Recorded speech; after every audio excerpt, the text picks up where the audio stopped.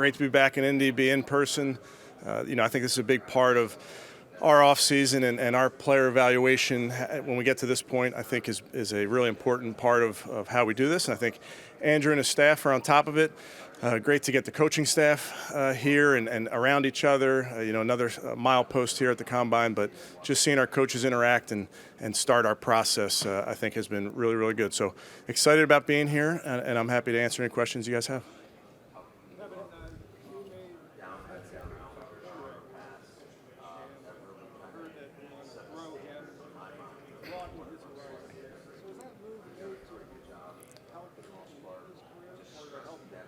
Yeah, no, certainly. All those decisions, Tony, are in the best interest of the Browns. I do think ultimately it's good for his growth, but I think similarly, T.C. McCartney coaching tight ends, I think, is great for his growth. I broke in coaching tight ends. I think that's a really important spot for a young coach. So I think it's in the best interest of those guys, but most importantly, I think it's in the best interest of our staff. And I think bringing in a different perspective into that room, adding TC's voice into the tight end room, adding his voice, amplifying his voice, if you will, with the offensive staff, a lot of those moves are with the intention of doing our jobs a little bit better.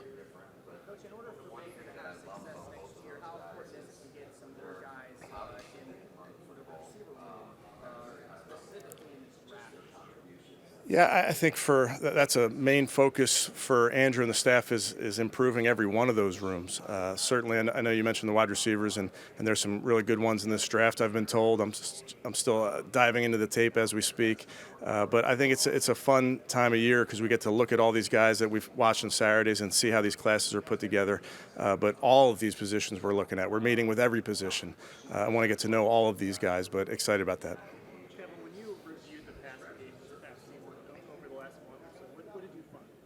Yeah, I think we were just too inconsistent. I think there were times that we just have to do a little bit better job at really every spot, coaching, playing, you name it. I just think we got to nail down the details of our system, give our guys the best chance to succeed, and then ultimately make a couple more plays a game is what it comes down to.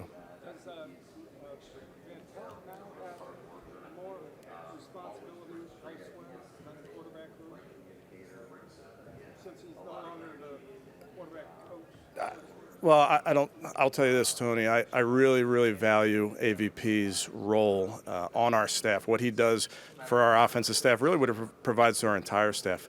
The voice he provides in the quarterback room is vitally important to what we do.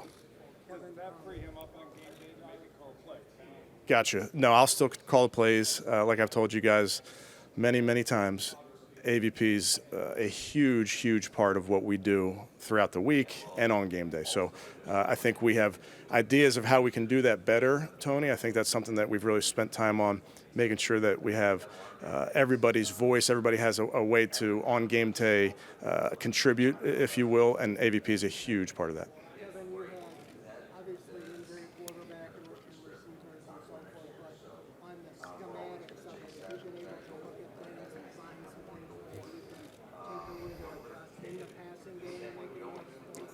Always, we have to, and I think that's going to be a major focus, has been a major focus of ours as we start this offseason, as we look at the tape of what we're doing, some things that we're doing well, some things that we're not doing so well, and then really studying hard some other teams, seeing what they're doing, and seeing how it applies to what we do. So that's an ongoing process, but it is definitely something that we've paid close attention to.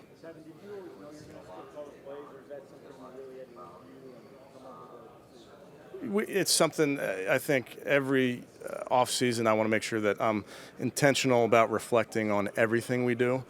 So that's part of our operation, part of our process, if you will, and I think we can do it better. I know we kind of touched on it right at the beginning, but there's some coaches not here this week. Why do you think it's important for you? Yeah, Andrew made me come, is the truth. No, I like being here. I like seeing the players up close and personal, sitting down with them, watching tape with them. I like being out there on when they start the workout portion of this. I like seeing all the quarterbacks throw at the same time. So I do think there's value being in person. And as you know, Scott, we've found that there's great value in being able to Zoom, that you can still get a lot of things done via virtually, but I think it's important to be here. What is that process, Kevin, of making sure the personnel staff is aligned with the coaching staff? They're finding players that what you guys want to do, you guys kind of getting a Yeah, it's how we operate. It's great communication throughout the season. Andrew and myself, the entire personnel department to coaching staff, I think the communication is vital. I think there's a great deal of respect there, and I think that allows us to communicate and be honest with each other. So we have those discussions as you come out of the season. You look at your own players and you evaluate your own players. Then you evaluate free agents. Then you evaluate the draft. So throughout all those evaluations, you're having honest conversations with Andrew, with his staff, and then AB and the group puts together a plan. Kevin, in your 2 years as Browns coach, Mayfield has been relatively unchallenged as the quarterback. Do you think he would benefit from a challenger? I would push back a little bit, Tony, that he's not challenged. I think he's. By the coaches, I mean by another quarterback. Yeah, I think every day those guys understand that it's a challenge. So in terms of the room and those type of things, Tony, I'm not going to get into that necessarily, but I think Baker, all of our players understand that it's a competition. You're getting challenged every single day. They treat every day like a challenge. So I'm comfortable with how that goes, but how the rest of the offseason goes, I think we'll see. Given his injury and everything, do you still have full confidence in Baker as a starter moving forward? Yes. Have you been down to visit Baker or have you talked to him lately? Yeah, I've texted with Baker, texted with a bunch of the guys. I haven't been out to visit anyone. I could have gone to Kenya with Miles. I passed on that one. But just trying to stay in touch with our guys, but also understanding this is a dead period, so you want to give them space right now. Have you decided how much of that inconsistency is due to his injury or how much? Yeah, I think, Marla, we talked about it in the moment a lot. Certainly never hid from that. But I think it's one of those things where we acknowledge it. Baker acknowledged it, obviously, throughout the season. He played through those injuries. But I don't think it's fair to put what percentage was on that. We just, I think he knows he wants to play better. I know I want to coach better, all those type of things. But we're really focusing on how we're going to do that now, moving forward. Kevin, I know you said you just kind of started digging into some of these prospects and the receivers especially. I mean, with the receiver group in this class in particular, they have so many different strengths. How do you evaluate when you have guys at the top of that are so good at so many different things? Yeah, that's a really good question, Ashley, because as I start watching the receivers, you watch some of the defensive linemen. Each one of those players is his own entity, and some have traits that this guy doesn't have, but this guy does this thing really well. So it's a puzzle, and what you try and do is just be real honest about your evaluation in terms of what you see on tape. And then it's our job to figure out if we can exploit those traits or use those traits in our schemes. But certainly, it's fun. It is hard at times when you have a small, speedy receiver, a big possession receiver. You have a flamethrower defensive end and a stout 3 technique, and trying to compare those guys and how they fit in your scheme. It's interesting that you named those 2 positions. Are those the top 2 priorities? That's kind of where I'm getting. I can keep going, all right. And then we got defensive back. Should I name them all? But no, I think honestly, Tony, it's. I try to watch all of these guys across the positions, and I think for us, what's really important is getting to know them as people right now. So we've kind of knocked out some of the offensive meetings so far.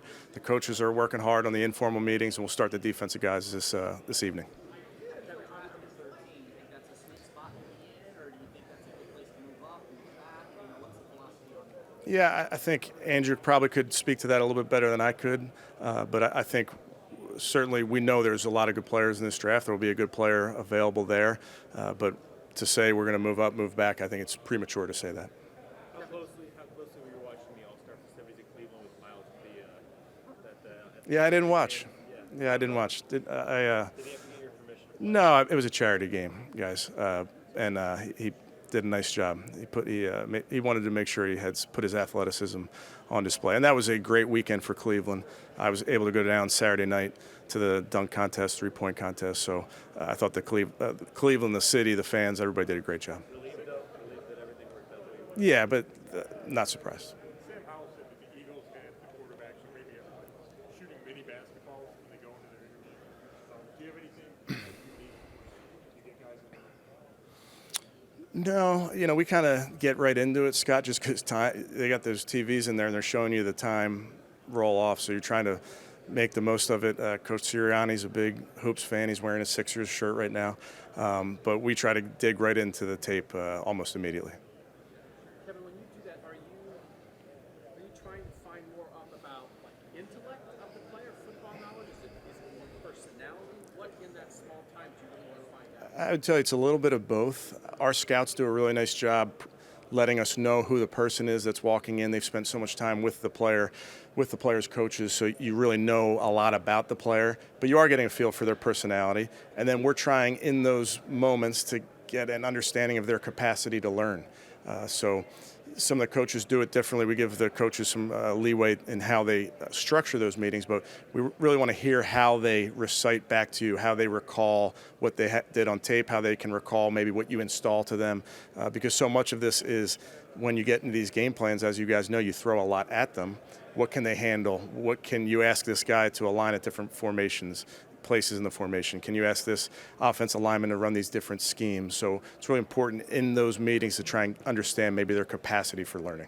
And in that, all the things they're going to do here athletically, all the film you have, that capacity to learn, how much is the equation, how much is that part of the equation of how successful they're going to be in this? Yeah, it's a good question. I think it varies by guy. A guy I've mentioned before, too, I think to you guys, I believe, is Anthony Schwartz. His Zoom interview last year was very clear that he would have no problem lining up anywhere. He got it right away. So was very comfortable with the learning ability from Anthony, that we would have a young player that we could align across the formation. So those are the type of things you're looking for, but that's not going to be everybody. Kevin, we've talked so much to you about 13 personnel, tight ends, fullbacks. How tight are you to that type of scheme? Or how much flexibility is there if the roster just looks different? Yeah, Dan, I think that's our job. I think, we talked a lot about 13 personnel because those are our tight ends. We feel strongly about those players. If your roster evolves, you better be ready to evolve. But we're not tied to any one specific personnel. Kevin, when it comes to looking for kickers, I was waiting for this one, Tony. do you just leave that up to your special teams coach, or do you actually do any interviews with the guys that will be there? No, that's definitely an organizational thing with any position. So we spend time with the specialists, our scouts, like I mentioned. So we'll get to know all those guys at every position. Specialists no different. Kevin, you talked about that this evaluation process that you go through after a season. You had a lot of guys who battled injuries last year. Is that a difficult process to figure out? Okay, let's look how a guy played. How much did the injury factor in? I mean, is that an easy or difficult thing to do? Yeah, well, I think it's difficult. It's football, and we've talked about the only time you're healthy is that first day of training camp. So guys work through injuries, and then we're always trying to be realistic at every position what a guy can do. There's receivers that sometimes have a hamstring that they can't open up fully, so you're not going to see their speed on display. So it's certainly something that you take into account when you're putting together your evaluation of a player. You talk about Odell Beckham winning a Super Bowl, and if there's any regrets on how that situation ended. Yeah, I'm not going to rehash that, but obviously happy for Odell, and I wish him well. Kevin, obviously, we're talking about the shoulder and injuries, Baker had. What about confidence? How important is working on that if it needs work on from the person standpoint? Are you saying? Did you say Baker? Yeah. Yeah, I think Baker's a confident player. He's done it. I think we've all seen him do it, so I don't think he lacks for confidence. I think this is a great offseason for him to get healthy and then, have an offseason together, get him in the building with the rest of the team and work together and try and get better. That's kind of our focus. Do you talk to him at all about, we ask you about social media all the time, you say you're not on it. Still, I'm not on it, yeah. Did you talk to him about getting off? I did not. Do you think that's a good sign of focus or anything along those lines? Yeah, I'm not speaking specifically to Baker. You guys have heard me say it before. I think social media can do a lot of great things, and it has done a lot of great things for our communities, for young people. There's also some pitfalls in there that you want to make sure that all your players are aware of those and make sure that they're doing everything they can to put the team first. How much does it burn you up or motivate you to see a team like the Bengals in the division opponent twice make it all the way to the Super Bowl? Is that stoke the fires a little bit? Yeah, I think we're competitive, and certainly, we have a great division, and we knew that going into the season. Certainly, that coming out of the season. So the challenge will be year to year to find ways to defeat those guys. We have three really good teams in our division. They're all well coached, so it's going to be no different next year. We're going to have our work cut out for us. Thank you. All right. Thanks, guys.